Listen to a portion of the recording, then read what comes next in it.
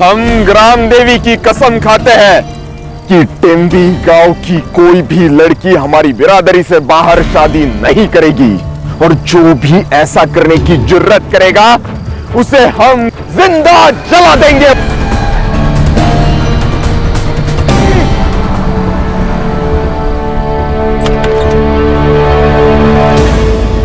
चलो, गाड़ी तो आ गई। चलो चलो चलो जल्दी।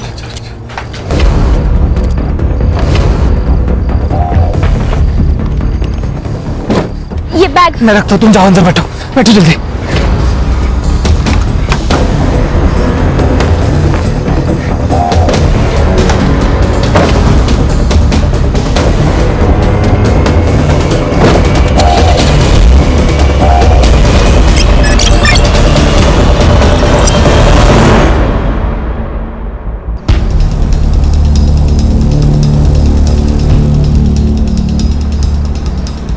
चिंता मत करना, बस एक आधे घंटे में हम लोग ढोलपुर पहुंच जाएंगे।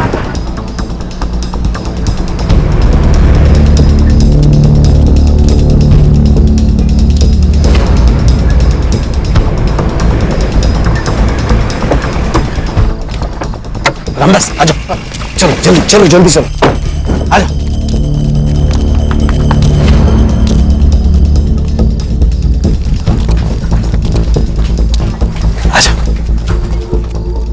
बस कुछ ही दिनों की बात है, एक बार वहां का मामला शांत हो जाएगा, फिर मैं इन दोनों को लेके वहां जाऊंगा। देख रामदास, मतलब मैं जानता हूं कि तूने लता और भूपेन को तंबी गांव से बाहर क्यों निकाला, लेकिन भाई मैं इन दोनों को अपने घर में नहीं रख सकता। अरे ऐसा मत कहना, अरे तुम्हारे भरोसे पे तो हम लोग यहाँ आए, वो विलास और उनके गुंडे इन दोनों को मार देंगे। अरे रामदास, तू गलत समझ रहा है। मेरे कहने का मतलब यह है कि इन दोनों की नई नई शादी हुई है, और मेरा घर तो तू देख रहा है, मतलब कमरे कम है, हालत खराब है, मतलब इन दोनों को मैं अलग कमरा नहीं दे सकता, ये मैं बोल रहा हूँ। भाई साहब, हमारे एक जान पहचान वाले हैं, चेतन खानविलकर, यही बाजू में ही रहते हैं। अब इन दोनों का बंदोबस्त वहां हो जाएगा। हाँ, मैं चेतन को पूछता हूँ।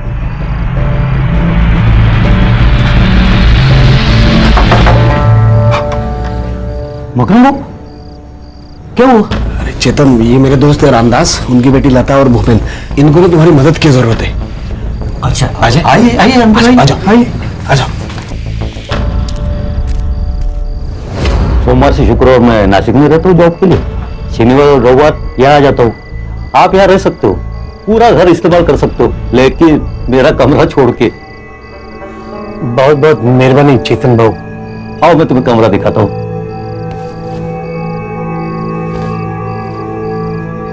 देखो भूपेन बेटा, चाहे कुछ भी हो जाए, लेकिन इस घर से बाहर मत निकलना, ठीक है? अगर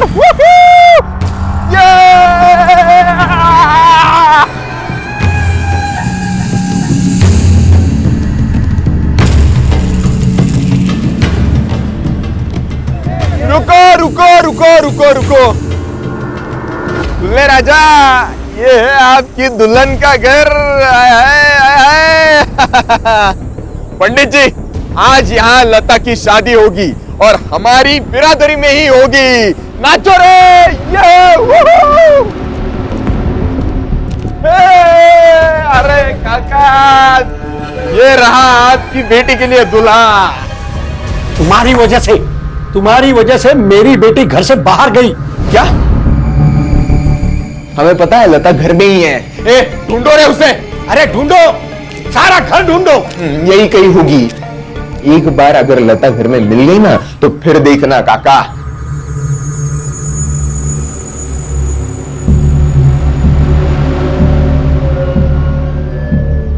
एक बात याद रखना विलास, अगर मेरी बेटी ने खुदकुशी की होगी ना, तो मैं पुलिस को सब कुछ बता दूंगा। पुलिस क्या बक रहा है ये आदमी? हाँ, मैं क्या डरता हूं क्या पुलिस से? बुलाओ, चलो रे यहां से, चलो।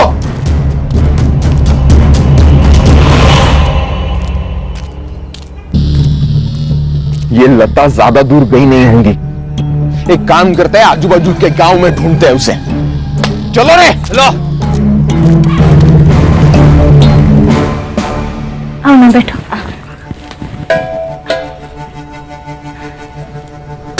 भूपेन कहाँ है? वो सो रहे हैं अभी। सब ठीक है ना?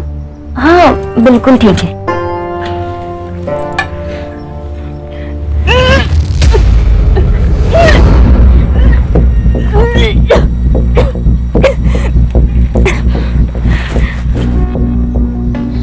लता, तू प्रेग्नेंट है क्या?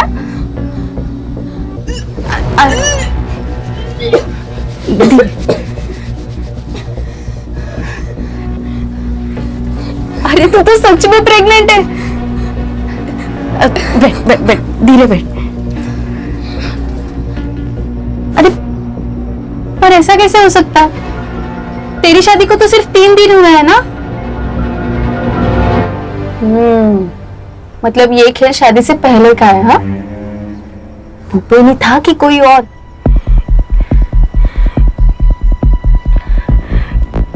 कोई और था। कौन था पता ना? मैंने तो मुझे वचन दे कि अगर मेरी जान को कुछ भी हो गया तो तू ये बात सबको बता देगी। लता, लता कौन सी बात?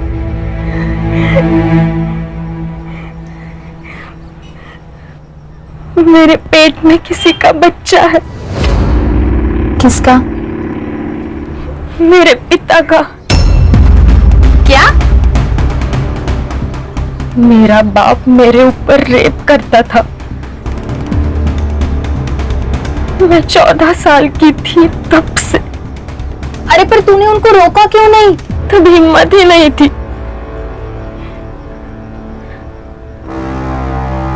और जब बताने की कोशिश की तब उन्होंने मुझसे जो कहा वो सुनकर मेरी हिम्मत ही खत्म हो गई।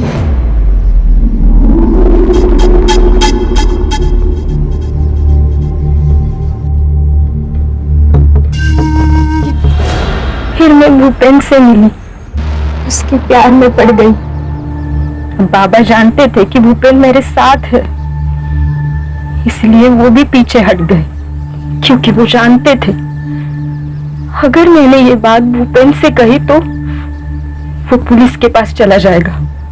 इसलिए हमारे गांव के गुंडे हमारे शादी के खिलाफ होते हुए भी उन्होंने हमारी शादी करवा दी, क्योंकि इस गुनाह से बचने का ये एक ही रास्ता था उनके पास। ये 10 लाख के गहने हैं और ये 5 लाख कैश।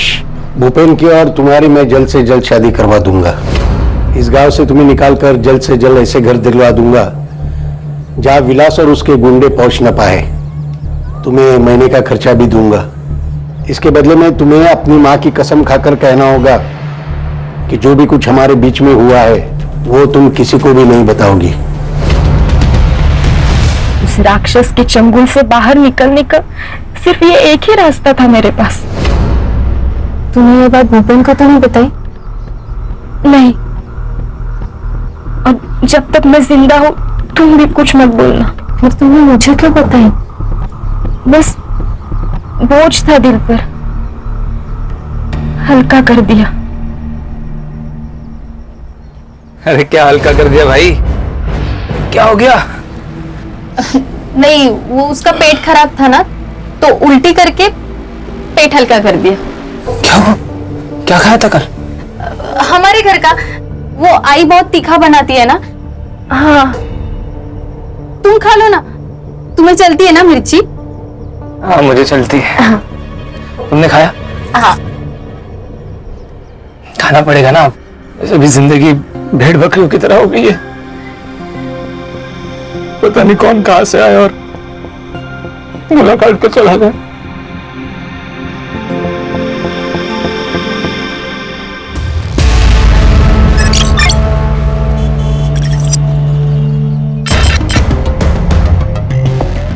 मैडम, पहली न्यूज टैक्सी ड्राइवर्स के स्ट्राइक की है। आज उनका मोर्चा निकलने वाला है। बाद में दिल्ली की न्यूज आएगी, बीच में एक ब्रेकिंग न्यूज डाल देंगे। क्या ब्रेकिंग न्यूज है? टैक्सी ड्राइवर्स के स्ट्राइक को ट्रक ड्राइवर्स यूनियन का सपोर्ट। ये भी कोई ब्रेकिंग न्यूज है? कोई धमाकेदार न्यूज लाओ यार। वैसे एक धमाकेदार न्यूज को मैंने बाहर बिठा के रखा है।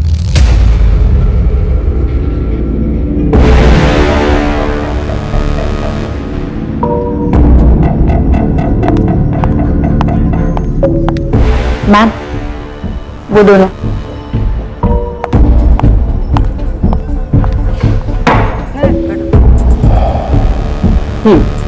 बोलो।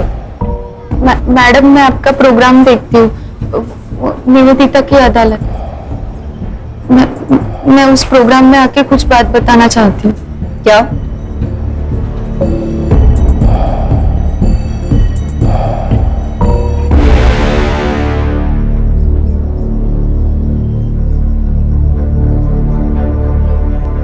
मैडम, मेरा बाप पिछले 4 साल से मुझ पे रेप कर रहा है मैडम।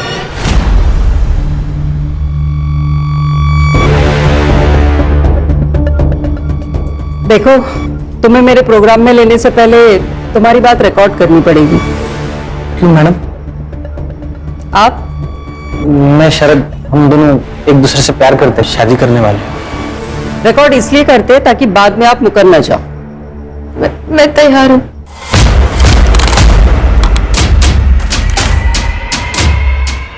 Ready cameraman? रोल करो कैमरा। रोलिंग। आपका नाम? भारती देशमुख। मैं शरद नागमोड़े। कहाँ से आप लोग? धौलपुर, नासिक। तुमने कहा कि तुम्हारा बाप तुम्हारे ऊपर रेप करता था। जी। कब से चालू हुआ ये सब? एक दिन आई मेरे पास आई और फिर। बेटा, इनकी भी घड़ी कर देना। हाँ माँ।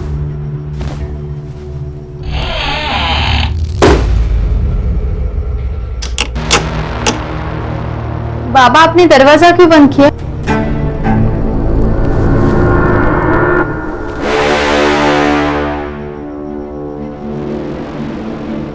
बाबा, बाबा छोड़ो ना मुझे। बाबा क्या कर रहे हो? बाबा छोड़ो ना मुझे। बाबा! तो फिर इस सब को तुम्हारी माँ की सहमति थी? मैम, लास्ट ईयर ऐसा ये केस पुणे में हुआ था। लड़की ने रिवोल्ट किया तो मार डाला था उसे। इसको भी उसी बात का डर था।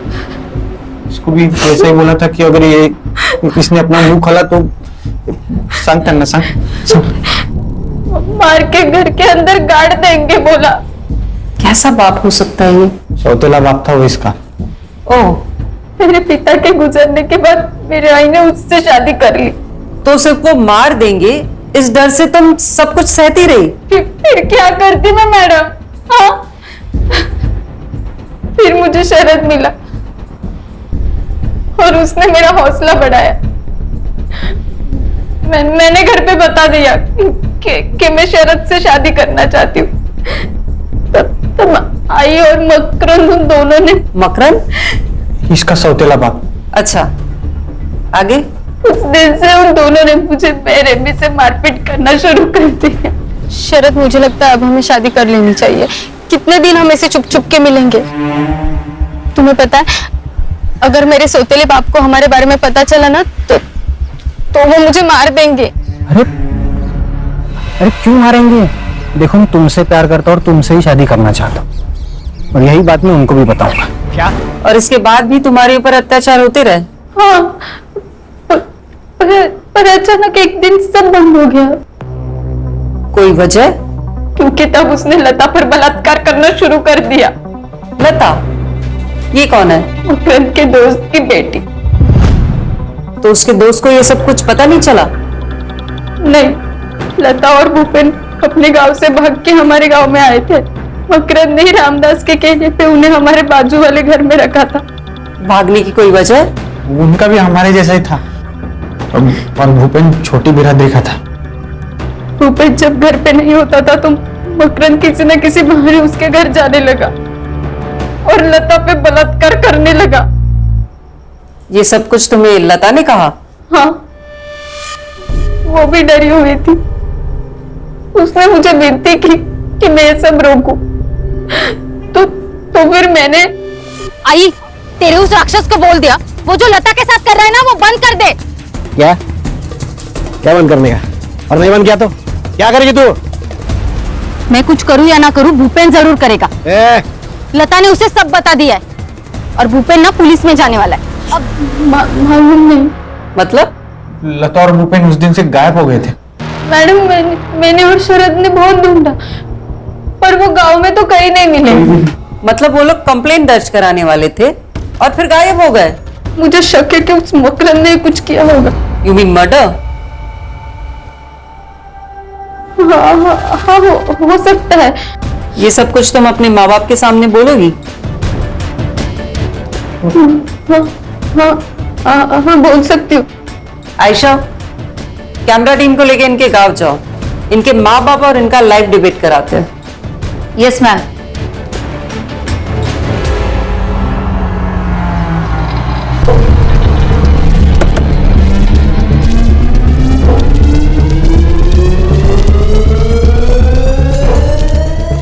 क्या भारती देशमुख का घर यही है?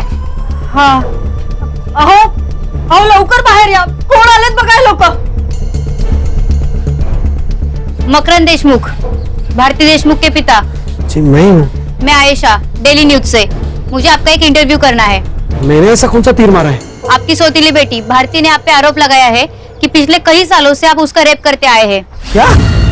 सही सुना है आपने मेरे दर्शकों। एक बाप, एक सौतेला बाप अपनी सौतेली बेटी पर बार बार रेप करता रहा।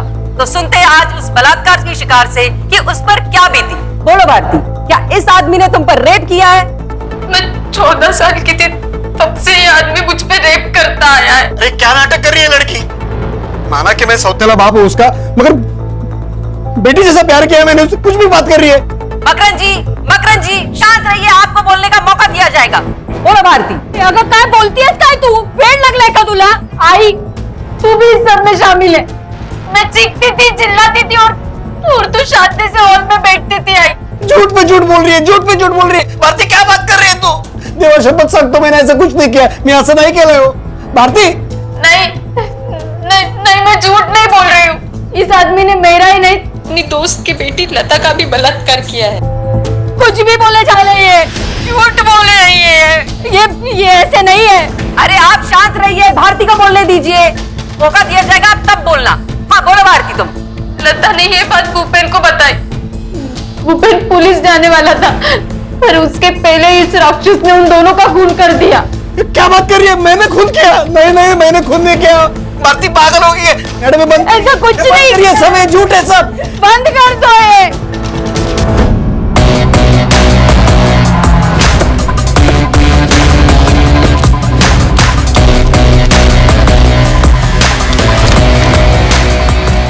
निवेदिता वर्मा से मिलना है। सर आप क्राइम ब्रांच मुंबई पुलिस। बोलिए, क्या प्रॉब्लम क्या है आप लोगों का सर? मैडम, इतना controversial matter, double rape, double murder, सीधा प्रसारण कर दिया। परमिशन ली किसी से? परमिशन? हमें किसी की परमिशन की जरूरत नहीं है। अच्छा, आपने या उस लड़की ने केस फाइल किया? हम क्यों केस फाइल करें? पागल हो गए हो क्या? ऐसा खींच के दूंगी ना कान के नीचे, सीधा पागल खाने जाना पड़ेगा। रश्मि मैडम, अगर उस लड़की के बाप ने रेप किया है और मर्डर भी, तो अब तक तो वो भाग चुका होगा। और अगर ऐसा हुआ होगा तो इसकी सारी जिम्मेदारी आप पर और आपके इस चैनल पर होगी। तो जाओ पकड़ो उसे। हमें क्यों धमका रहे हैं आप लोग? धमका नहीं रहे मैडम, बता रहे हैं। Adding escape of criminals comes under IPC 130, जिसकी सजा है 4 से 6 साल तक की। लगता है मैडम आपको अभी ना जेल में न्यूज चैनल खोलना पड़ेगा। हाँ, लेके चलो मैडम को पुलिस स्टेशन। सिर्फ आईपीसी 130 नहीं, 132, 133 है, 135 और 137 भी लगते हैं। देखते हैं मैडम को बेल कैसे मिलती है। चाहते क्या है आप लोग? लड़की का है।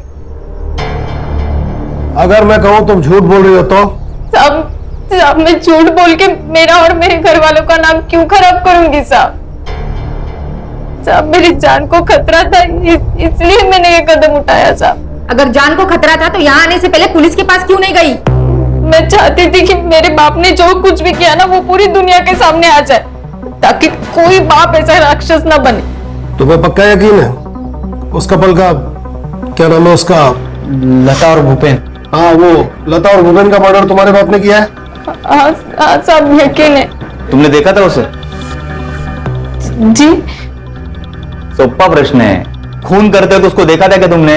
अरे साहब, हमने उनको जगह जगह ढूंढा, पर जब शिकायत लिखाने आए तो वो कहाँ गए फिर? ठीक है, चलो भैया, तुमको ना अपने माँ बाप के ऊपर केस दर्ज करना होगा। क्या? नहीं साहब, मैं मेरे माँ बाप पे केस नहीं कर सकती साहब। नहीं, क्यों नहीं कर सकते? साहब हम दोनों को शादी करनी है साहब। हाँ साहब। साहब मैं नहीं चाहती कि मेरे सौतेले बाप का डर ना हमेशा हमारे सर पर रहे साहब। कोई बात नहीं सर, केस तो ये मैडम भी दर्ज कर सकती है। हाँ, और आईपीसी 130 से छूटने के लिए इतना तो कर ही सकती है ना आप मैडम। सिद्धार्थ, धौलपुर के लोकल पुलिस स्टेशन में फोन करके बोलो कि अगर मकरंद भाग गया तो हमें इन्फॉर्म करें, और अगर वो घर पे ही है तो हमारे पहुंचने तक उसके घर के बाहर पहरा लगा के रखने को बोलो। रश्मि, लता और भूपेन जिसके घर पे रहते थे उसको समन भेजो। इस वक्त सब लोग अपने घर जाओ, 2-3 दिन के कपड़े लेकर वापस मिलो। हम लोग सीधे यहाँ से तेम्बी गांव निकल रहे हैं, वहां से धौलपुर जाएंगे।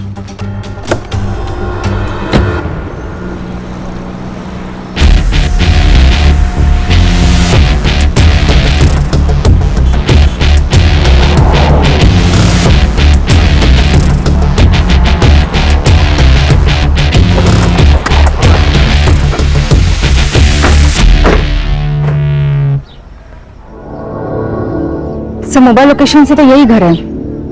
चलो। आता काय सांगू साहब, सब कुछ अच्छा चल रहा था, लेकिन गड़बड़ तो तब हुई जब लता को भूपेन मिला।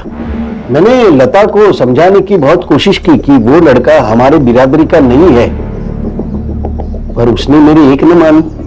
फिर मैंने सोचा कि उसकी अपनी जिंदगी है, भला मैं कौन होता हूँ टांग अड़ाने वाला बीच में। और फिर पूरे गांव में बवाल जो हुआ था, वो विलास तो उन दोनों को मारने की धमकी दे रहा था। कौन है ये विलास? है जो सोचता है कि पूरे बिरादरी का जिम्मा उसके सर पर है। सिद्धार्थ, ये जो कोई भी विलास, इसका इनसे पता लेना बाद में। अब बोलिए। फिर मैंने सोचा अगर यहाँ गड़बड़ हुई तो फिर मैं उन दोनों को लेके चुपचाप से मंदिर गया और रात में उन दोनों की शादी करवा दी। 10 लाख के गहने और 5 लाख कैश भी दिए थे, और रातों रात उन दोनों को लेकर मैं धौलपुर पहुंचा। 1 मिनट, कैश और गहने भी दिए थे? हाँ। आपने वो न्यूज देखी? तुम्हारी बेटी के रेप और मर्डर की? सुधार, सॉरी सर। हाँ देखी थी, पर मैं नहीं मानता ऐसा हुआ होगा, क्योंकि मकरंद को मैं बचपन से जानता हूँ। जब उसने मुझे ऐसा कहा कि वो मेघा से शादी करने वाला है तो मैंने उसे ऐसा न करने को कहा, लेकिन उसने कहा कि वो विधवा है, अकेली है, अगर मैं उसे सहारा दूंगा, उसे शादी करूंगा तो भगवान मुझे स्वर्ग देगा। साहब वो अगर अच्छा इंसान नहीं होता तो भला मेरी मदद क्यों करता ना? क्योंकि वो अपने बेटी का रेप करता था, और जब उसने आपकी बेटी को देखा तो उसे लगा एक और शिकार उसके हाथ लग गया। सर मकरंद घर पे ही है।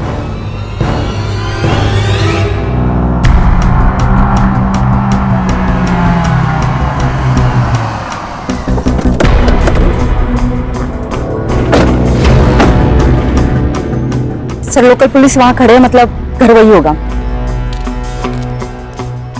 भारती को हम लोग मारते थे, ये बात कबूल है। सब उसकी कुछ वजह थी। लड़की को मारने की वजह भी होती है। अरे मैडम, ये तो उसे इसलिए मारते थे ताकि वो अगर शरद के साथ शादी करके चली गई तो फिर इसे रेप करने कौन मिलता है ना? बोल। साहब, मैंने कभी भी भारती को उस नजर से नहीं देखा साहब। इतनी सीधी तब से बेटी मारा है, बहुत प्यार करता हूँ उससे, बाप की तरह मारा है साहब। मैं कैसे 8 साल की थी तब हम लोगों ने शादी की। एक सगा बाप भी नहीं करेगा उतना किया है उन्होंने भारती के लिए। तेरे दोस्त की बेटी और दामाद कहाँ है? नहीं मालूम। नहीं मालूम? उसका भी रेप कर डाला तू? मैंने रेप नहीं किया। मर्डर कर दिया ना उनका? बोल बॉडी कहाँ फेंकी? बोल। ए, थाम रे, थाम। भारती और लता का रेप, लता और भूपेन का मर्डर, इसमें तुम सस्पेक्ट हो। तुमको कस्टडी में लेना पड़ेगा। नहीं सब ऐसा मत करो साहब, सब ऐसा मत करो साहब। थाने से लेडीज कांस्टेबल बुलाओ, इन दोनों को कस्टडी में लो। Yes sir. ये लता और भूपेन जिसके यहाँ रहते थे वो खानविलकर आया नासिक से। चेक करता हूँ सर।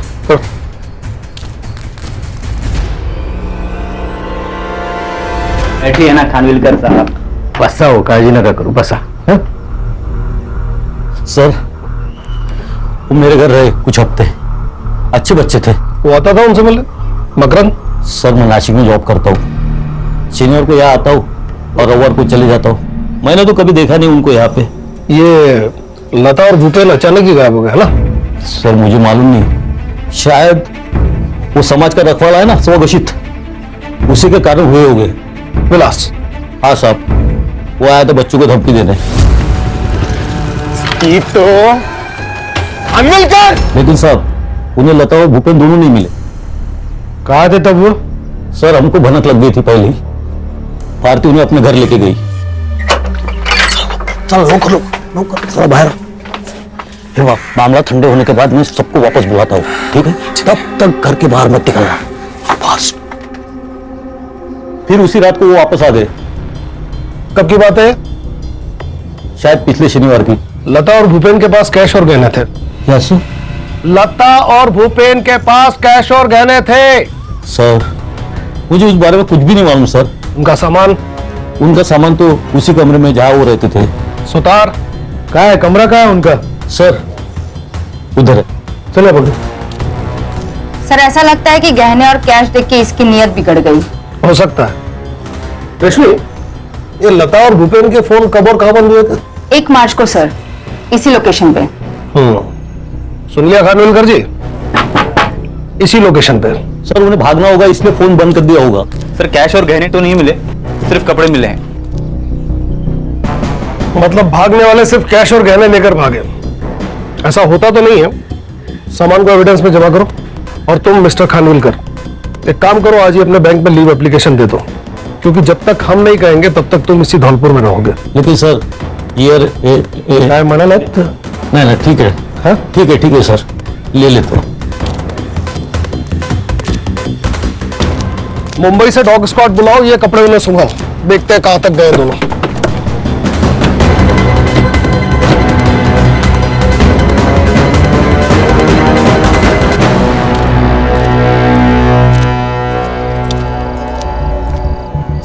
लैपटॉप है तुम्हारे पास? हाँ है सर।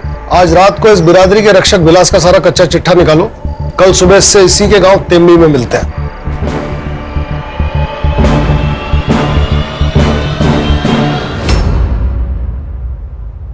टेम्बी गांव की कोई भी लड़की हमारी बिरादरी से बाहर शादी नहीं करेगी, और जो भी ऐसा करने की जुर्रत करेगा जिंदा जला देंगे उसको। जिंदा जला देंगे? तुम ही हो ना लता और भूपेन को इसी चक्कर में मारा? साहब सबूत है तो बात करो, वरना वकील तो मैं जेब में लेके घूमता हूँ, समझे?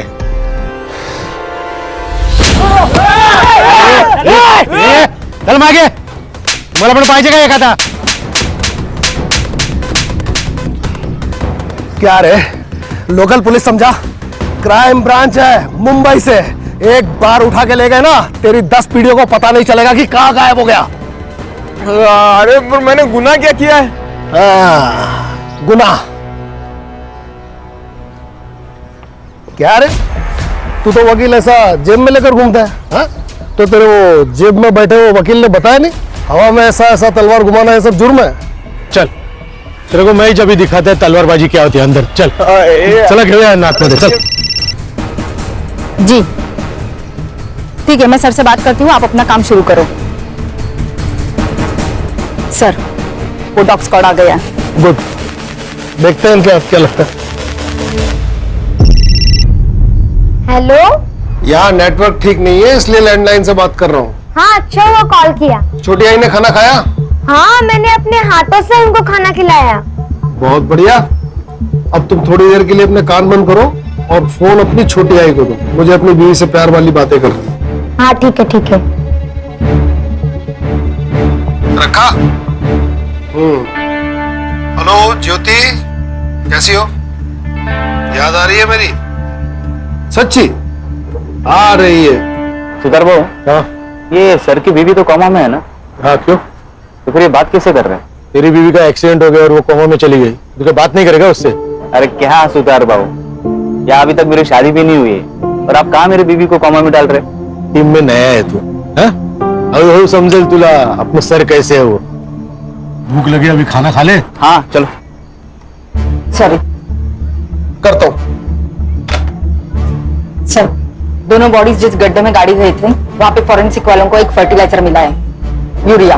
मर्डरर ने बॉडी डिकम्पोज करने के लिए केमिकल फर्टिलाइजर का इस्तेमाल किया है। पता करो कि यहाँ यूरिया कौन यूज करता है। सर, यहाँ पे गांव में सब लोग यूरिया ही यूज करते हैं। इतने बड़े गड्ढे में डालने के लिए कम से कम 10 से 15 बोरियां लगेंगी। पता करो कि 1 मार्च के आसपास इतना माल किसने उठाया, और यहाँ का कोई लोकल सप्लायर जो विलास, चेतन या फिर मकरंद का दोस्त हो। यहाँ के लोकल ज्वेलर से पूछताछ करो गहने और कैश के बारे में, क्योंकि बॉडी के साथ गहने और कैश नहीं मिले। मर्डर की वजह गहने भी हो सकते हैं। कल तक मुझे पूरा ब्यौरा दो। पोस्टमार्टम रिपोर्ट सर सुबह तक आ जाएगी।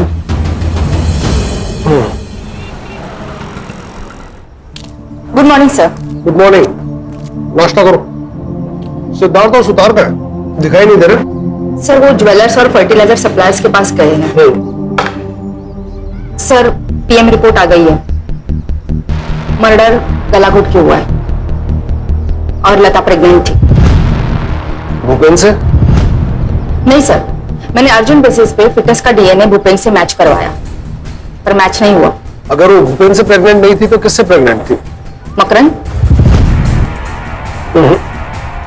उन्हें धौलपुर आए सिर्फ 1 ही हफ्ता हुआ था, तो मकरंद से कैसे प्रेग्नेंट हो सकती है? कोई और है? सर पीएम रिपोर्ट के हिसाब से मर्डर 1 मार्च को हुआ था। सबसे पहले तो ये पता लगाना होगा कि लता प्रेग्नेंट किससे थी। सर और एक बात, चेतन की मोबाइल लोकेशन के हिसाब से चेतन 1 मार्च को धौलपुर में ही था। हो सकता है उस दिन बैंक हॉलीडे था, महाशिवरात्रि थी। हाँ सिद्धार्थ, बोलो। सर हम मार्केट में इंक्वायरी कर रहे हैं। एक फार्मर है विजय घरात, जिसने 27 फेब को नॉर्मल से भी ज्यादा यूरिया परचेज किया है। Good job. अब ये पता लगाओ कि इसका हमारे सस्पेक्ट में से किसके साथ कनेक्शन था। Okay sir. लता और भूपेन के संपर्क में जितने भी लोग थे, सबके मोबाइल लोकेशन निकालो। 1 मार्च को धौलपुर में कौन था और लता किससे प्रेग्नेंट हुई? इन सवालों के जवाब हमें कातिल तक पहुंचा सकते हैं। जी सर। नहीं, मेरी बेटी किसी और से प्रेग्नेंट हो ही नहीं सकती। तुमने तो कहा था कि लता और तुम एक दूसरे से कोई बात नहीं छुपाते थे, फिर ये बात तुमसे लता ने कैसे छुपाई? मालूम नहीं साहब, मुझे तो लगने लगा है कि वो प्रेग्नेंट थी, इसलिए भूपेन से जल्दी शादी करना चाहती थी। मैं भी कैसा बाप हूँ, बेटी का दर्द ही समझ नहीं पाया। रामदास जी, आप 1 मार्च को धौलपुर में क्या कर रहे थे? 1 मार्च को वो सर ये सबके मोबाइल के लोकेशंस आ गए हैं। इनका लास्ट लोकेशन भी धौलपुर बता रहा है। हाँ, वो तो मैं लता को मिलने गया था ना। अब याद आया, टाइम खोटी क्यों किया? मुझे लता की बहुत याद आ रही थी ना, इसलिए गया था। मिली? हाँ साहब। क्या बात थी? कुछ नहीं, यहाँ वहाँ की। यहाँ वहाँ की, इधर उधर की। रश्मि, जी सर। जिप बैग है? हाँ है। हाँ, ये आप क्या कर रहे हैं साहब? तेरा बाल चोरी कर रहे हो। पता है ना क्या कर रहा है? Of course sir.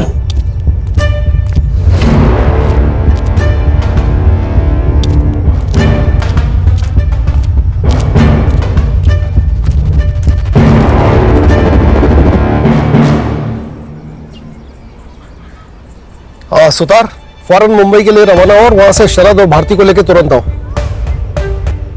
इस बाल की डीएनए रिपोर्ट कब तक आ जाएगी? सर मैं कोशिश करती हूँ रिपोर्ट जल्द से जल्द मिले। ये लता के कॉल रिकॉर्ड्स में उसकी सबसे ज्यादा बात किससे हुई है? सर भूपेन और धौलपुर में भारती से। और कोई मर्द? नहीं। अगर लता किसी और मर्द के कांटेक्ट में नहीं थी तो फिर प्रेग्नेंट किससे हुई?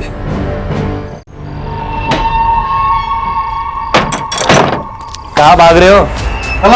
आता तुमचा पाहुणचार ना आम्ही करतो। हाँ, और वो भी लाइफ टाइम। चलो चल चल।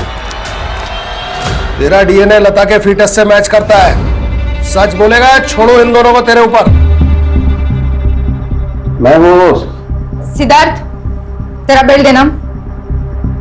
देखिए साहब मैं सच कह रहा हूँ साहब। देख, तू यहाँ कितना भी झूठ बोल ले, लेकिन कोर्ट में नहीं बचने वाला। लेकिन साहब मैंने कुछ नहीं।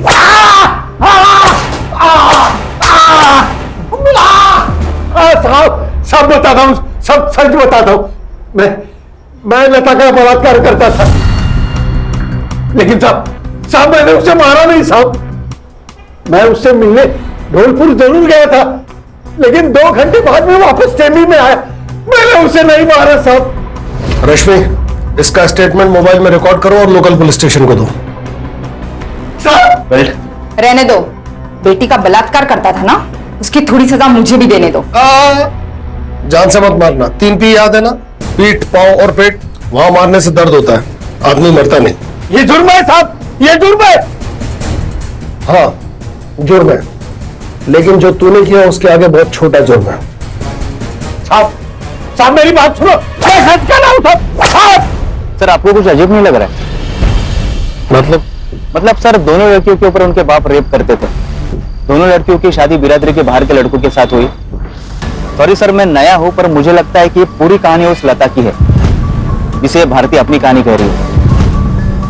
लगता तो है, इसीलिए मैंने सुतार को उन्हें लाने के लिए भेजा। सर ये भी तो हो सकता है कि इस पूरी कहानी को इस भारती ने अंजाम दिया हो। ये भी हो सकता है। वो विट्ठल गराज जिसने यूरिया खरीदा था मिला? कल सुबह तक पहुंच जाएगा। मिलते ही जरा अच्छी तरह से बात करना, तब तक हम ये शरद और भारती से मिलते हैं। सर मैं मेरी नॉलेज के लिए पूछना चाहता हूँ, ये भारती का मुंह आप कैसे खुलवाएंगे? झूठ बोलकर। बसो बसो बसो। साहब हमें यहाँ से नहीं लाना चाहिए था, वो मकरम मार देगा हमें। कैसे मार देगा? हमारी कस्टडी में हो, अभी वो जिंदगी भर जेल में रहेगा रेप केस के लिए, तुम्हारी माँ भी। रश्मि, भारती को गवर्नमेंट हॉस्पिटल लेकर जाओ और इसका मेडिकल करवाओ। जी सर। मेडिकल किस लिए?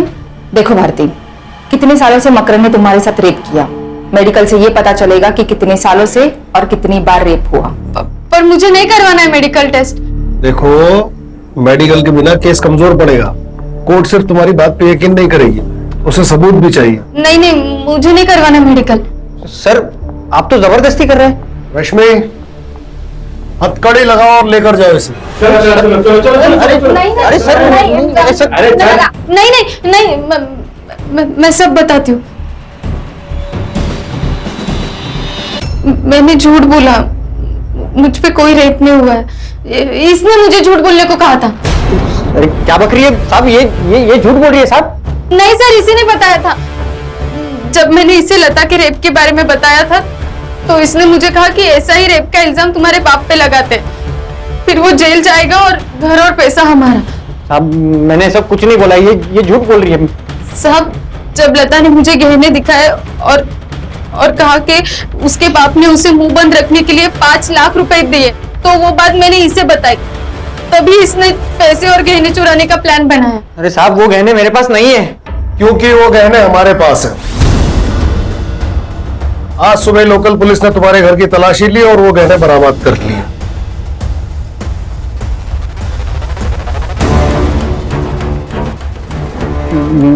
मुझे नहीं मालूम ये गहने मेरे घर पे कैसे आए। शायद आप लोगों ने छुपाए होंगे मुझे फंसाने के चक्कर में। सर विट्ठल खराज से बात हुई है कि शरद ने उसे यूरिया की बोरियां ली थी। देखा, तुम्हारी मोबाइल लोकेशन भी वही की थी। सबूतों की बारिश हो रही है। एक और सबूत दो। सुतार, इसका बैग चेक करो, कैश उसी में मिलेगा। सर अरे सर बैग में कुछ नहीं है।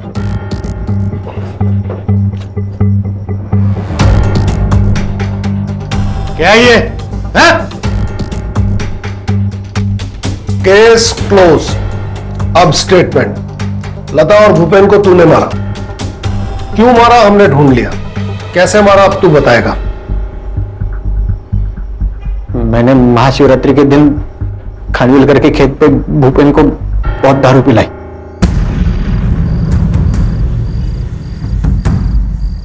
और जब वो पी के खून हो गया तो उसकी जेब से चाबी निकाली और खानविलकर के घर में घुस गया। और जैसे ही मैं अंदर घुसा साहब, खानविलकर बाहर आ गया।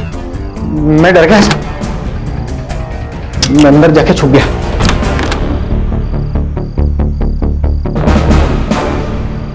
जब खानविलकर सो गया तो मैं लता के कमरे में घुस गया। देखा तो लता सो रही था कि भूपेन की लाश के पास लेके आए। तुमने उनके साथ अपने भी जुर्म का गड्ढा खोदा और उस गड्ढे में इसे धकेल दिया।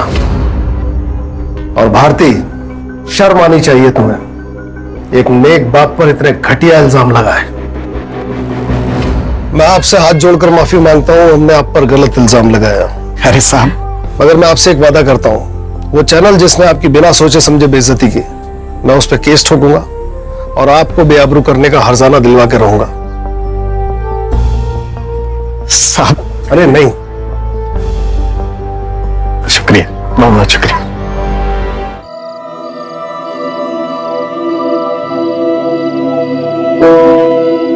मीरांश, तुमने सारे टेबल बुक करा लिए? मैंने कहा था ना, तुम्हारे लिए एक सरप्राइज है। किस बात का सरप्राइज? ना तो आज मेरा बर्थडे है और ना ही हमारी एनिवर्सरी है। सेलिब्रेशन ओकेजन देखकर नहीं, मौका देखकर करना चाहिए। आई नो प्रीत, हमारे मैरिज में काफी प्रॉब्लम्स आई हैं। मैं हमेशा अपने काम में बिजी रहा और जब तुम तकलीफ में थी मैं तुम्हें समय नहीं दे पाया। चलो, फाइनली तुम्हें रियलाइज तो हुआ कि तुमने क्या किया है। जितने चाहे ताने मार लो, लेकिन प्लीज अपने दिल से कड़वाहट निकाल दो प्लीज। एक नई शुरुआत करते हैं ना। प्रीत, प्लीज प्रीत, हमारे रिलेशनशिप को एक और मौका देते हैं ना प्लीज। क्या कहती हो? हाँ, कहती हूँ।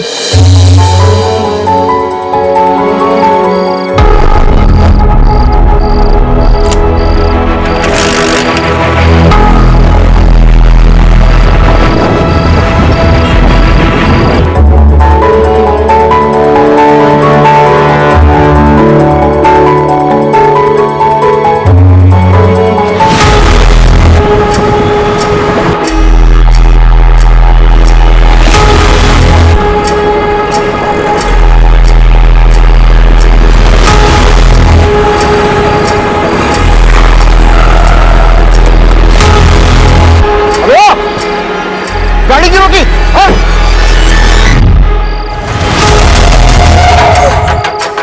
मीरांश! मीरांश!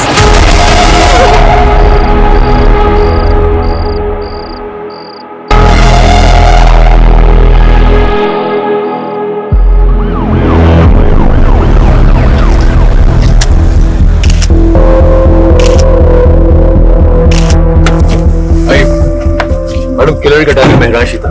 रिपब्लिक पार्टी का लीडर, उसकी वाइफ प्रीत भी उसके साथ में थी। ओके।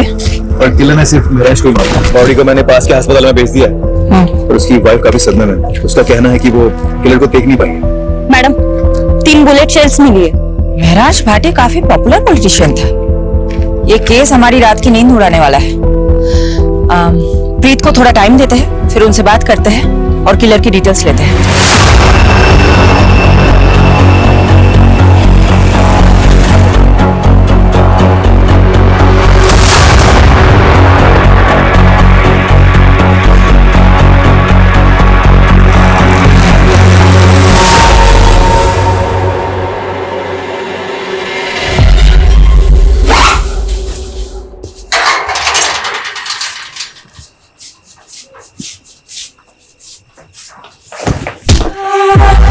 लवली दी, बैग लेके किसे जा रही है? पापा जी, लवली दी भाग रही है, छेती आओ। लवली रुक जाओ, लवली जैसी भाग, हम ज्यादा दूर नहीं गए होंगे। चल।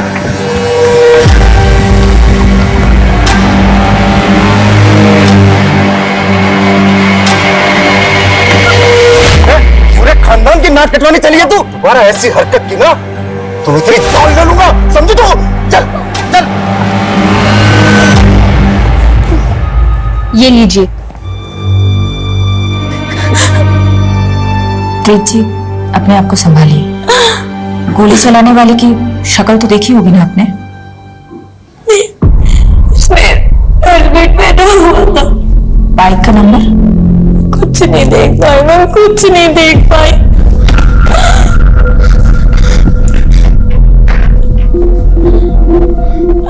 कुछ पता चला महाराज का? मैंने संभाल। मैडम मैं लोकेश, मैं राज का दोस्त, और ये बनी प्रीत का भाई। मैं राज हमेशा से समाज से ताल्लुक था और अपने से ज्यादा दूसरों की फिक्र करता था। सही कह रहे हैं मैडम लोकेश जी तो बहुत सही आदमी थे। इस वक्त आप लोग बहुत ज्यादा शॉक में हैं, लेकिन देखिए इस केस को हमें as soon as possible solve करना है, किलर को पकड़ना है। इसलिए महराज जी से जुड़ी कोई भी बात, वो चाहे पॉलिटिकल हो या पर्सनल, इस केस के साथ जिसका कनेक्शन हो सकता है, हमें बताने में प्लीज देर मत कीजिएगा। प्रीत देख, मैं जान रहा कि ठीक टाइम नहीं है, पर मैं क्या करूं। जिया जी के अंतिम संस्कार के लिए मुझे थोड़े पैसे चाहिए थे। तू तो मेरे हालात जानती है। कितने पैसे चाहिए? 5-1 लाख। जी लोकल हीरो थे यार, हजारों फॉलोअर्स थे उनके। अब सिर्फ घर में पूजा पाठ करने से तो नहीं चलेगा, एक आज सभा का आयोजन तो करना पड़ेगा ना। प्रीत जी की गाड़ी आ गई।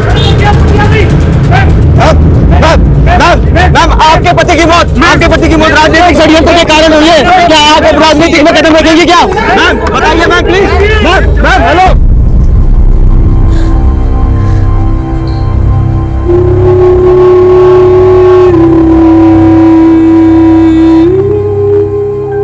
पानी भी वो पी ले।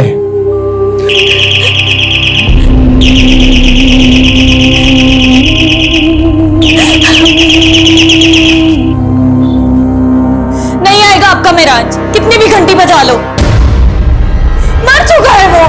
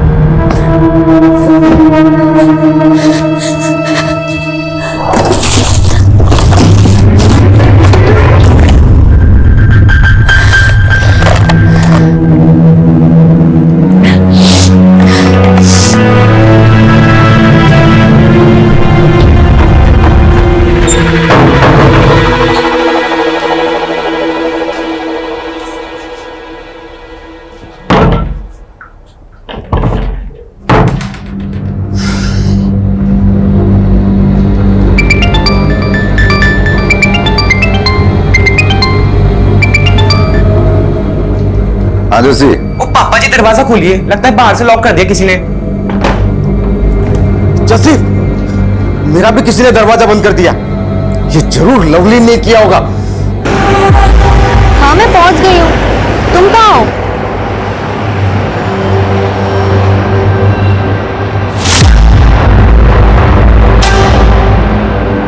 इतना टाइम क्यों लगाया? ओए सूरजमुखी, प्यार का पहला खत लिखने में वक्त तो लगता है ना।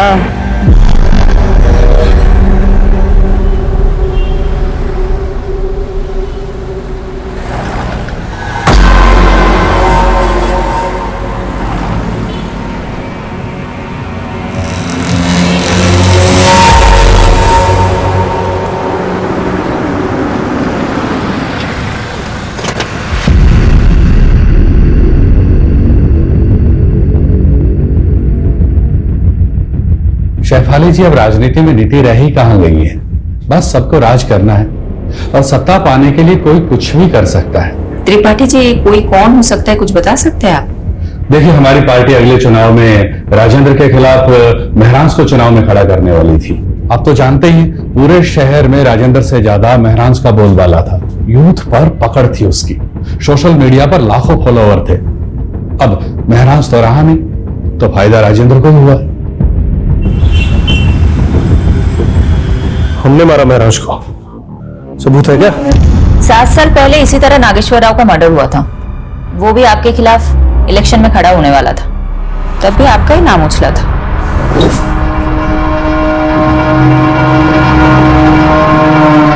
शेफाली सेन गुप्ता कपूर, वो क्या है ना शेफाली, महराज का हमसे कोई मुकाबला नहीं था।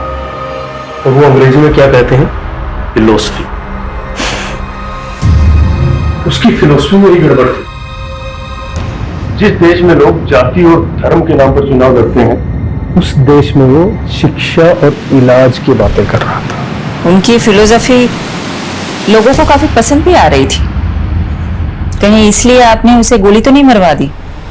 एक काम करो शेफाली, पहले सबूत लेकर आओ और फिर हमें गिरफ्तार करो। छोड़ो ना शेफाली, तो बेकार की मरने मारने की बातें। काफी देर से वेट कर रही थी ना तुम, और वैसे भी तुम्हारी ये जो वर्दी है ना, इसमें बहुत गर्मी होती है। एक काम करो, आराम से बटन बटन खोलो और पांव पसार कर बैठ जाओ। ये हमारा पर्सनल कैबिन है। ना ही तो यहां कोई सीसीटीवी कैमरा है और ना ही कोई कार्यकर्ता आता है। ये रमा है, और जो हमारे करीब रहता है उसकी तरक्की और तबादला दोनों बड़े आराम से हो जाता है। तुम भी आकर बैठ के देखो ना, कितना मजा आता है जिंदगी का। लंगोट में रहना सीख ले राजेंद्र। आज जमीन पर पड़ा हुआ है, कल हॉस्पिटल में रहेगा तू। छोड़ूंगा नहीं मैं तुझे। तूने राजेंद्र सिंह को मारा है। अच्छा, सबूत है तेरे पास? वैसे तो यहाँ पे सीसीटीवी भी नहीं है। मेरांश पढ़ाई में अव्वल था, यूपीएससी क्लियर की और आईपीएस की ट्रेनिंग छोड़ के राजनीति में लग गया। हमारे मोहल्ले में सब यही एग्जाम्पल देते थे कि बनना है तो मेरांश जैसा बनो, क्योंकि उसने जो भी फैसले लिए सब सही थे, सिवाय एक। कौन सा फैसला? प्रीत से शादी का। क्यों, ऐसी क्या प्रॉब्लम प्रीत? सर आप ही सोचिए, एक ड्रग एडिक्ट से शादी करता है वो। प्रीत ड्रग एडिक्ट है?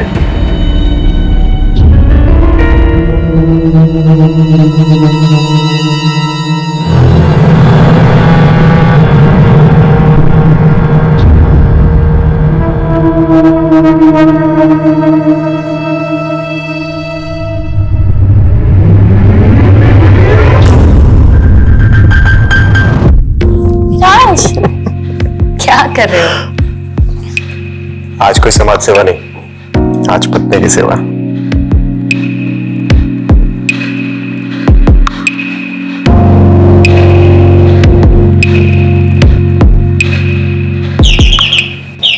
आया माँ। मामा क्या हुआ? क्या हुआ माँ?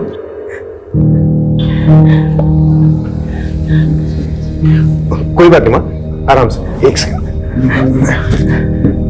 आप आराम से बैठिए, मैं चादर बदल देता हूँ।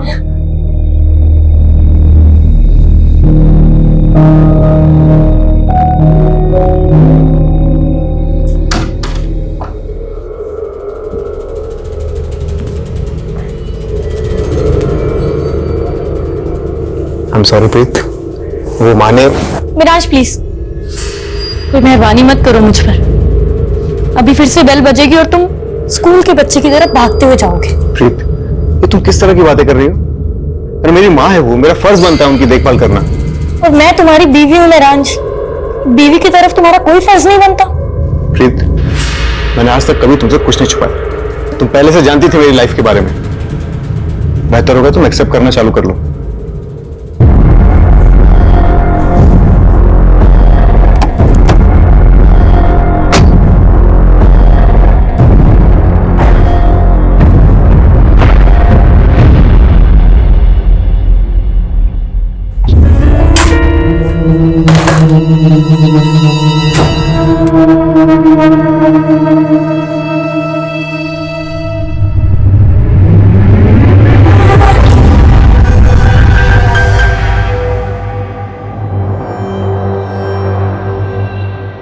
बहन हमने शादी तो कर ली है, पर आगे क्या? तो यार मेरे लिए अपना घर छोड़ता, मैं तुझे थोड़ी कुछ होने दूंगा।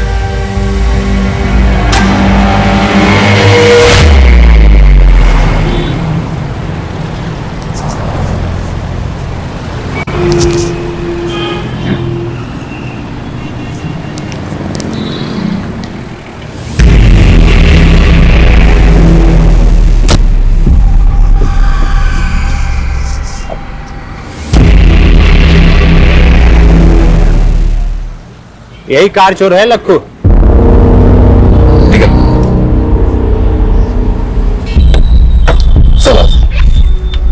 छोड़ लियो, गाड़ी मेरी है, चाबी खो गई थी इसलिए से खोल रहा था। तेरी ऐसी पुलिस होगी गुंडागर्दी करते हो? गुंडागर्दी मैं तुझे बताता हूँ, चला जा। अरे कहाँ लेके जा रहे हो? चल बताता हूँ, चल तेरी गाड़ी लेके आता यार।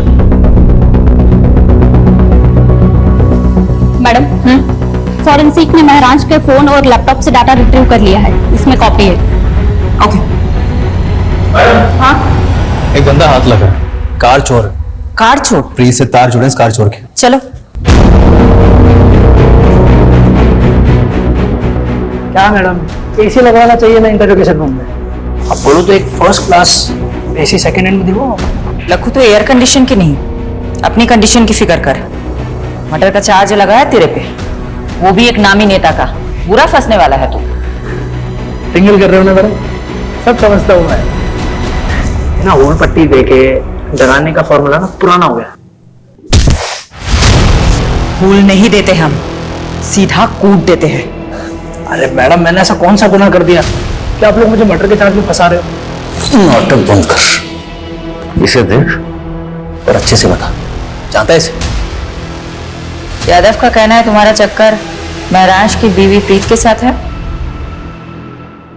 देखा यादव, मैंने कहा था ना, लखू जैसे फटीचर आदमी के साथ प्रीत का चक्कर हो ही नहीं सकता। ओ मैडम, फटीचर नहीं हूँ मैं, महीने का 1,00,000 1,50,000 कमाता हूँ और वो प्रीत क्या मुझे पालेगी? उल्टा मैं उसके खर्चे उठाता था।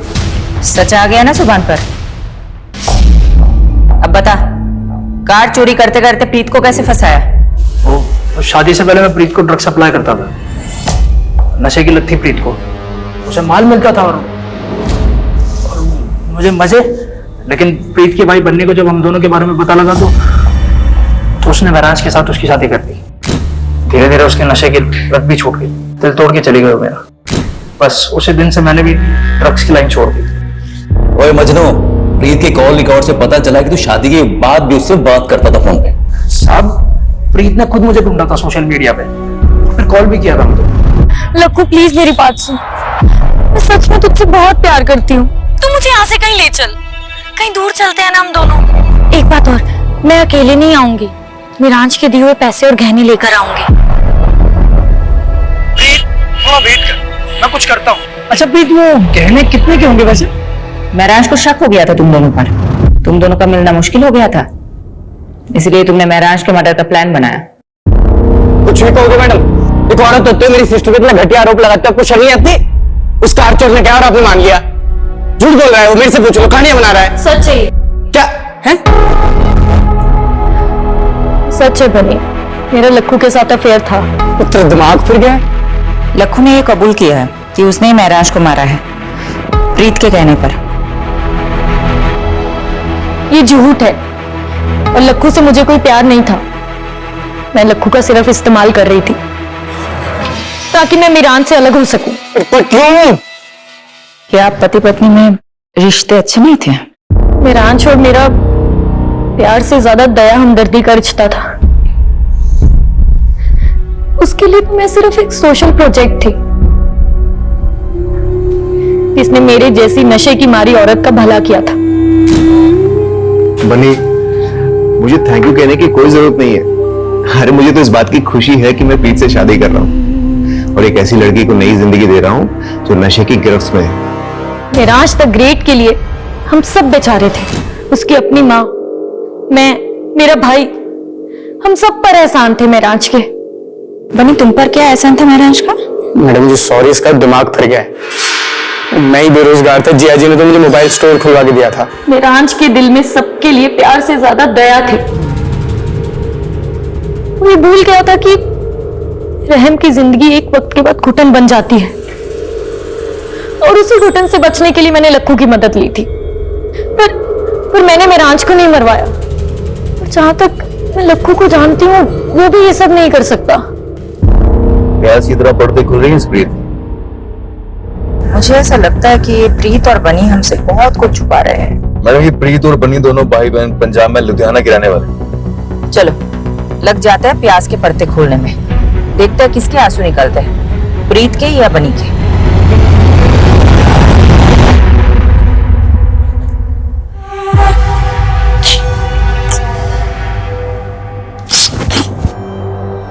मिल गई मेरे लिए फुर्सत। मैंने तो तू मिली। बहुत अकेला लगता है पूरे दिन भर तुम्हारे बिना, और तुम वो इतना लेट घर आते हो। अच्छा एक बात बताओ, पूरे दिन भर मोबाइल स्टोर पे ही रहते हो या कोई और चक्कर में फंसे हो? ये देखना तुम कितनी फ्रेश हो तो फिर साथ में खाना खाएंगे। हाँ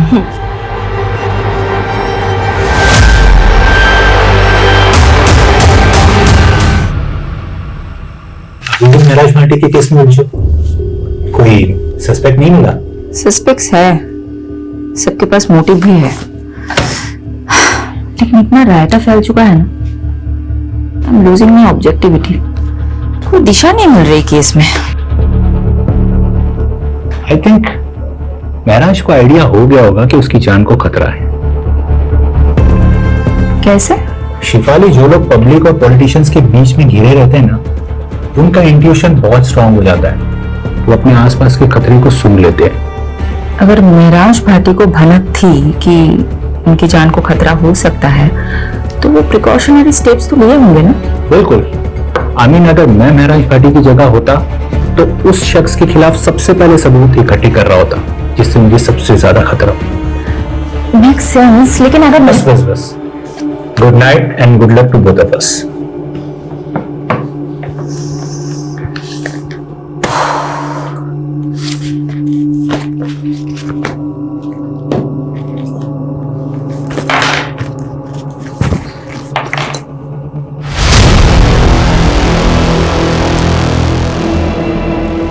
मैडम, फॉरेंसिक ने महराज के फोन और लैपटॉप से डाटा रिट्रीव कर लिया है, इसमें कॉपी है।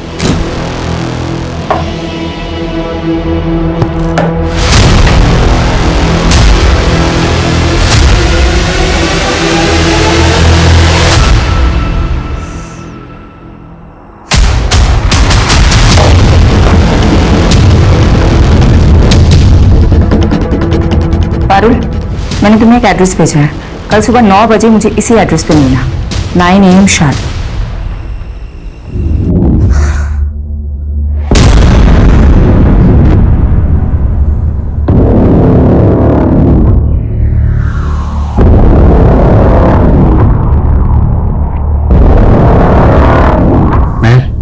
I really love you.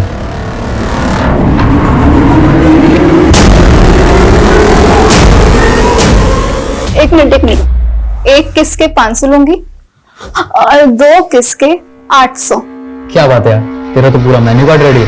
और अगर तू 1000 देगा तो फिर मैं अपना टॉप भी निकाल दूंगी, और अगर 3000 तो फिर ये सारे कपड़े। हाँ,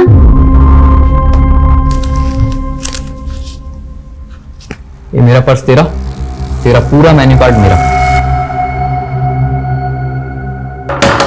मेहर, कौन है अंदर? तू यहीं रुक, मैं भी देख कर आती हूँ। क्या है? ये लड़का कौन है? पीछे हटो। कौन है? क्या कर रहा तुम्हारे कमरे में? कौन है तू? और ये पैसे? चल निकल यहां से, जा रहा है? ये क्या है? हैं? क्या ये? तुम नशा करती हो?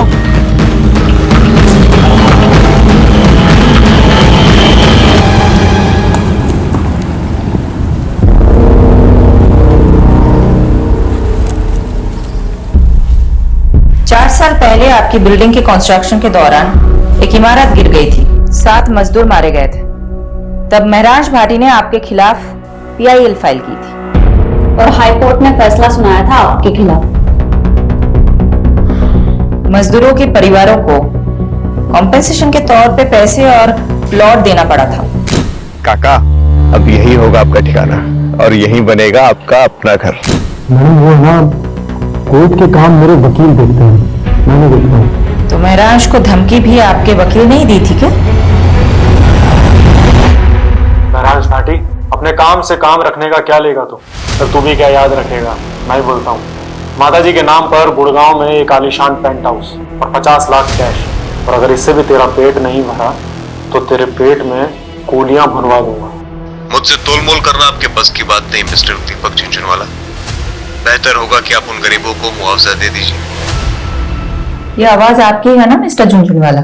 अब ये मत बोलिएगा कि किसी ने आपकी आवाज की नकल की है।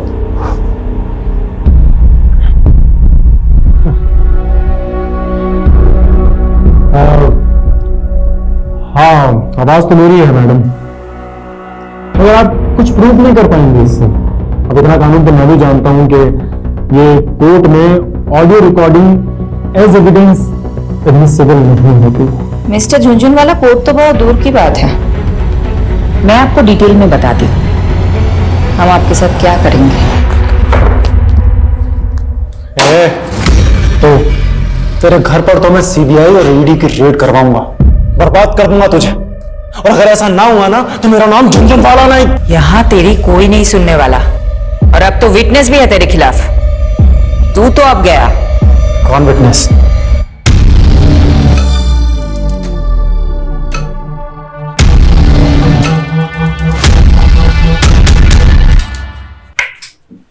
अंधेरे में क्यों बैठे हो?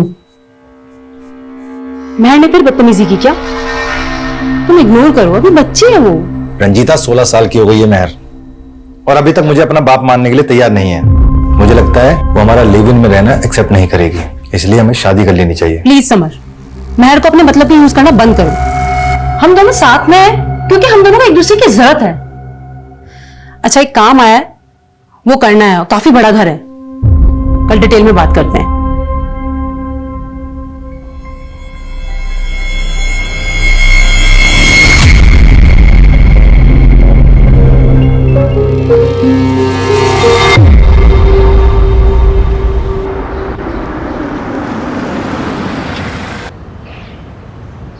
यादव जी, प्रीत ड्रग एडिक्ट थी, लेकिन रिहैब के बाद उसकी हालत में काफी सुधार था।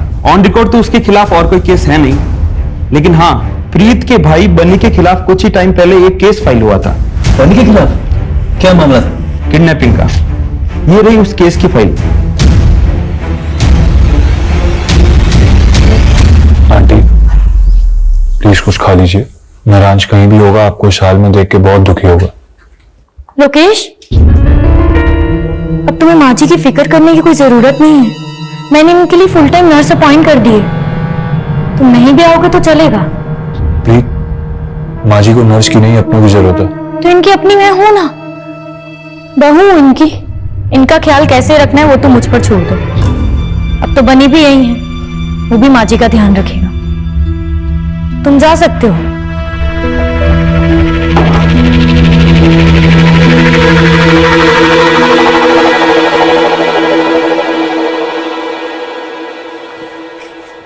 एक साल पहले लवलीन और बनी लुधियाना से भागकर दिल्ली आ गई, क्योंकि दिल्ली तो ऑब्वियस चॉइस होगी ना बनी के लिए। सोचा होगा कि दिल्ली में सेफ रहेंगे, और महराज का तो काफी नाम भी था। राइट, लेकिन ऐसा हुआ नहीं। 6 महीने तो अच्छे से गुजरे, और फिर एक दिन अचानक लवलीन का भाई उसे घर आया और चाकू से वार करके उसकी हत्या कर दी। सीसीटीवी में दिखा था उसका भाई।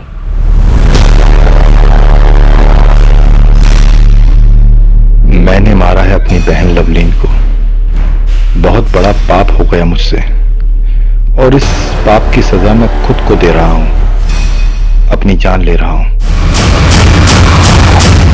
लेकिन इसका महराज के मर्डर से क्या कनेक्शन हो सकता है? सही कहा। यादव, तुम्हें कोई लिंक मिला? अभी तक तो नहीं मिला।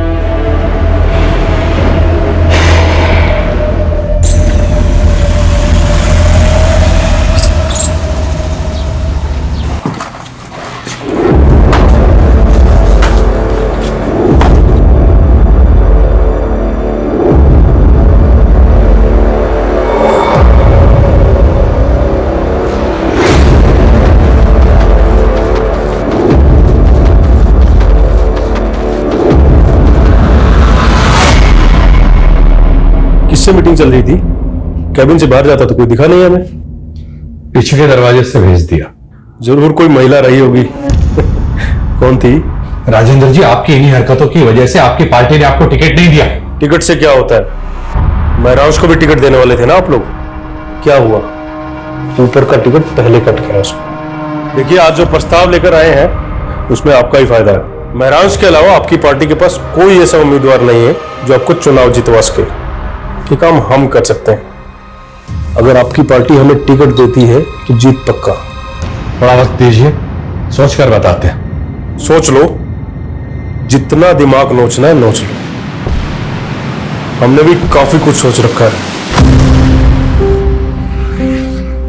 सूरज जी गाड़ी यहीं रोक दीजिए, मैं यहीं से वॉक करके चली जाऊंगी। सोलंकी जी आप भी घर चले जाइए, लेट हो गया।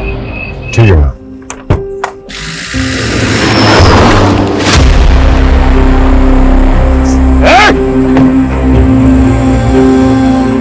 मैडम आप ठीक है? हाँ हाँ, देखिए किसकी गाड़ी है। कंट्रोल रूम, एक सिल्वर कलर की कार अभी अभी गांधी रोड से गुजरी है और उस पर नंबर प्लेट भी नहीं है।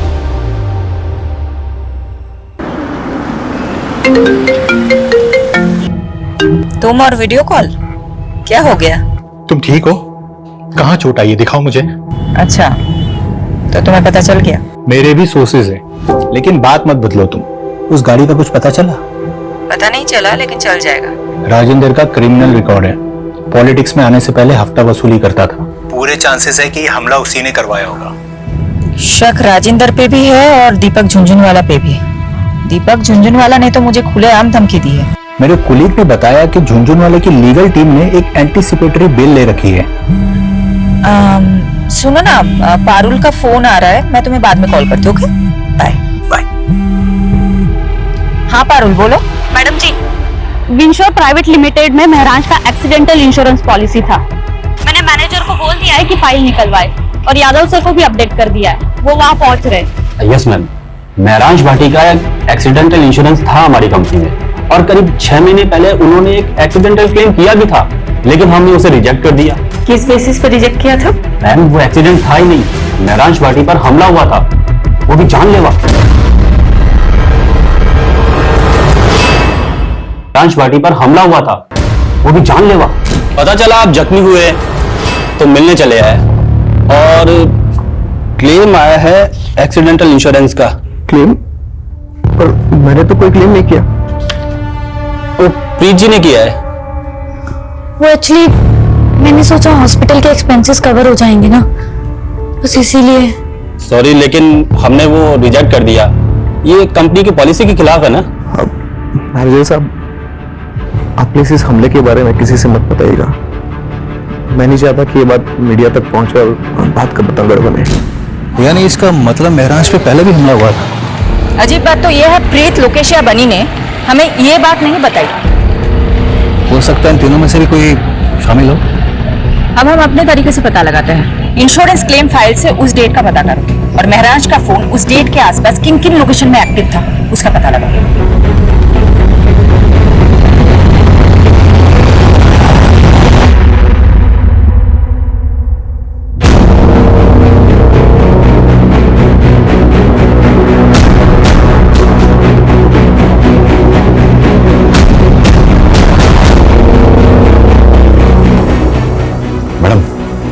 रिपब्लिक पार्टी की त्रिपाठी ने अचानक प्रेस कॉन्फ्रेंस बुलाई है कैंडिडेट का नाम अनाउंस करने के लिए। बहुत सोच विचारने के बाद सर्वसम्मति से हमारी पार्टी ने यह फैसला किया है कि महरांश भाटी की जगह इलेक्शन का टिकट उनकी पत्नी प्रीत भाटी को दिया जाएगा।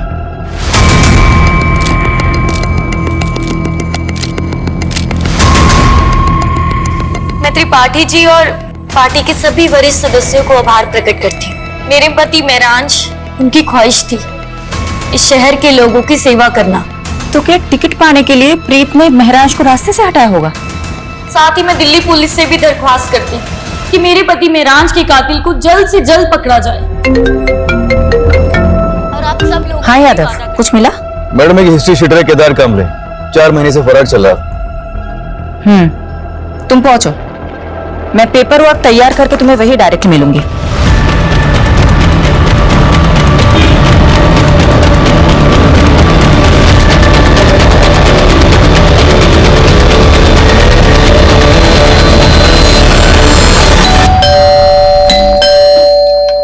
अरे ऐसे कैसे है हमारे पास? बेहतर होगा आप चुप रहे। सोलंकी पूरा घर छान मारो। मैडम पर चेक करो। अरुण, अरे सर ऊपर कहाँ जा रहे हो? अबे चुप कर। अरे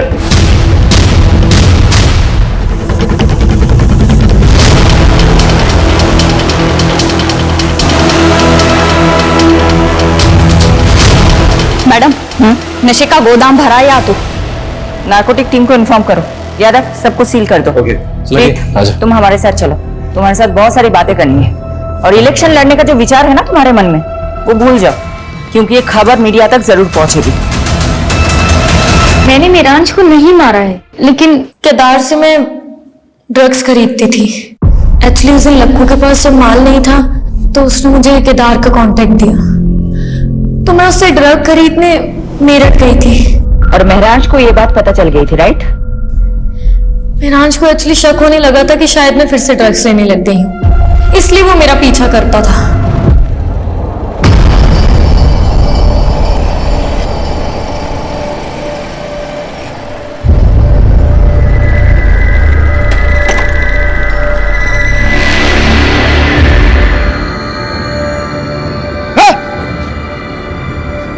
क्या रही?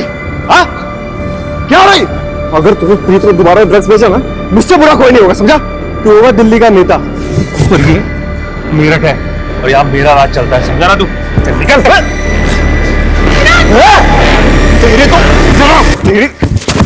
लेकिन फिर भी मेराज का इरादा नहीं बदला। और तुम तंग आ गई थी। तुम्हारे नशे की लत के आगे महराज दीवार बनकर खड़ा था, इसलिए तुमने उसे मरवा दिया, राइट? ऐसा नहीं है। क्या कोई पॉलिटिशियन इस काम में शामिल था जिसने तुम्हें महराज की जगह इलेक्शन में खड़ा करने का लालच दिया था? मैंने मेराज को नहीं मारा, और जहाँ बात इलेक्शन में खड़े होने की है, वो मैंने सिर्फ मेराज की इच्छा पूरी करने के लिए किया। आप प्लीज मेरा यकीन कीजिए, इनफैक्ट मैं सच बोल रही हूँ। महराज जैसे आदमी में भी तुमने ऐप ही देखे, तुम पे कौन यकीन करेगा?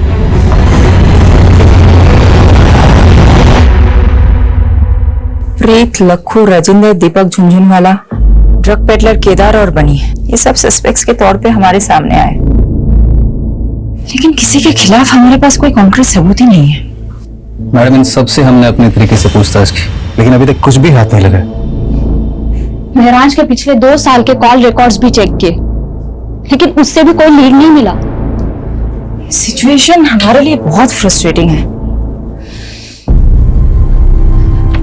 मैं पर्सनली बहुत गिल्ट फील करती हूँ कि मैं एक विक्टिम को इंसाफ नहीं दिला पा रही। एक माँ से उनका बेटा छीन गया, लेकिन हम कुछ कर ही नहीं पा रहे।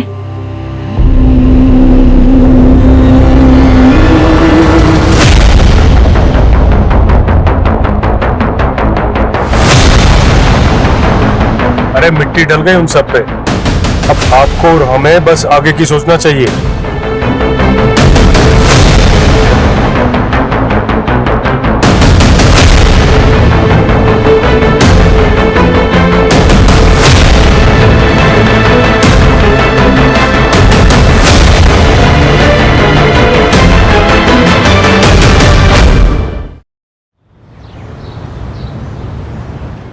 ये तो हमारी बेटी की बदकिस्मती है जो इतनी छोटी सी उम्र में विधवा हो।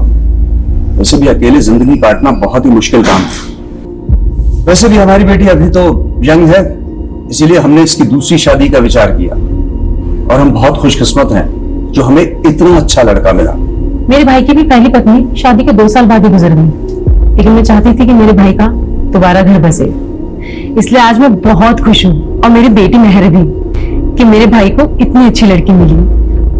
क्यों समर, सही कहा ना? इस बात पर एक ग्रुप सेल्फी तो बनती है। आ जाओ सब।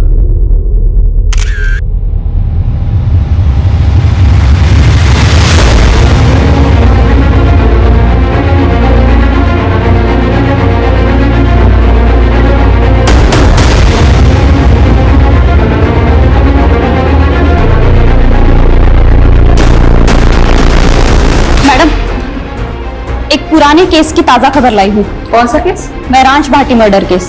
1 साल के बाद क्या पता चला उस केस के बारे में? अभी अभी नोएडा में एक खबर मिली है, जिसमें एक फैमिली है जो झूठी शादी के नाम पे लोगों को ठग रही थी। ये उनकी फोटोज है। नोएडा पुलिस ने इनके लिए लुकआउट नोटिस जारी किया है। कौन है ये टीना, और महराज के साथ इनका क्या कनेक्शन है? मैडम, इस फोटो में जो दूल्हा है ना, इसकी शक्ल को ध्यान से देखिए, हमने इसे पहले भी देखा है। याद नहीं आ रहा है, कौन है ये? कहाँ देखा था इसे? लवलीन, याद है मैडम? सीसीटीवी फुटेज में हमने उसका चेहरा भी देखा था। ये दूल्हा वही है, लवलीन का कजिन दलबीर। दलबीर कहीं वही तो नहीं इसने बाद में सुसाइड कर लिया था? जी हाँ सर, कुछ तो बहुत बड़ा झोल है इस केस में। यादव, पारुल, ढूंढ निकालो इन तीनों को। जी मैडम।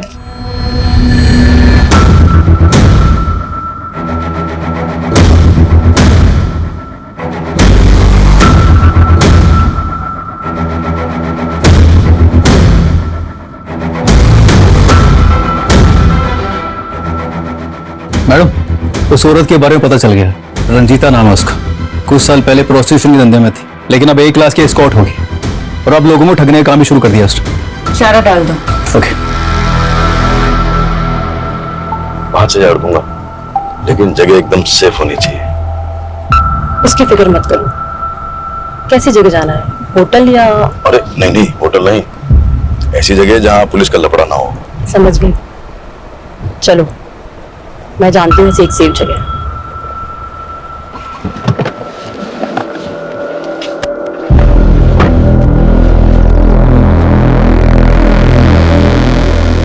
ये है मेरा घर, सबसे सेफ जगह। इससे सेफ एक जगह और है।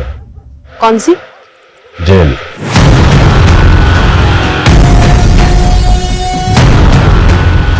अरुण,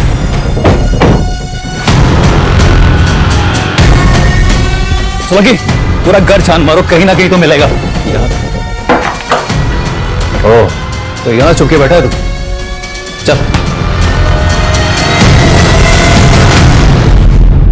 मेरा असली नाम दलबीर है। लवलीन मेरे चाचा बलजीत की बेटी थी, जस्सी की सगी बहन। जब लवलीन बन्नी के साथ भाग गई तो मेरे चाचा टूट गए थे। मुझसे उनकी हालत ये देखी नहीं गई। क्या तुम्हारे चाचा ने तुमसे ऐसा करने को कहा था? कहा नहीं था, लेकिन मैं उनके जज्बात समझता था, इसीलिए मैंने लवलीन को मार दिया। सुसाइड का नाटक किया ताकि आप लोगों से बच सकूं और एक नई जिंदगी शुरू कर सकूं। तुमने अपनी जगह जिस आदमी की लाश रखी थी वो कौन था? पता नहीं, कोई शराबी था, कदकाठी से मुझसे मिलता था। उसको अपने कपड़े पहनाए और ट्रक के आगे धक्का दे दिया। क्या तुम्हारे इस प्लान में बलजीत और जस्सी भी शामिल थे? इसलिए बलजीत ने तुम्हारी लाश की झूठी शिनाख्त की? नहीं, उनको कुछ नहीं पता था। महराज को तुमने क्यों मारा? जी, लवलीन ने घर से भागने की कोशिश की पर पकड़ी गई। समझ ही नहीं आ रहा क्या करें। पूरे खानदान की नाक कटवाने चली है तू। तुम दोनों बालिग हो और तुम दोनों को अपनी जिंदगी अपने हिसाब से जीने का पूरा हक है। अगर तुम्हें मुझसे कोई सपोर्ट चाहिए दिल्ली में तो मैं पूरा सपोर्ट करूंगा। और जहां तक रही बात शादी और घर की, तो मैं देख लूंगा।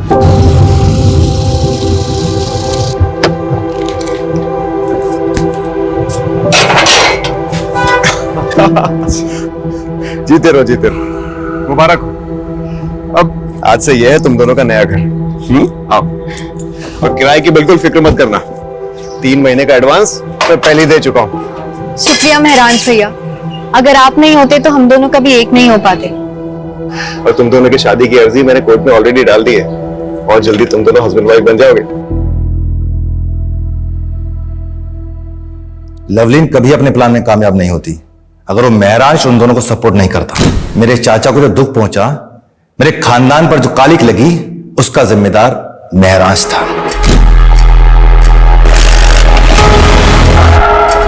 गुस्सा भी आता है और तरस भी आता है तुम्हारी ऐसी पिछड़ी सोच पर।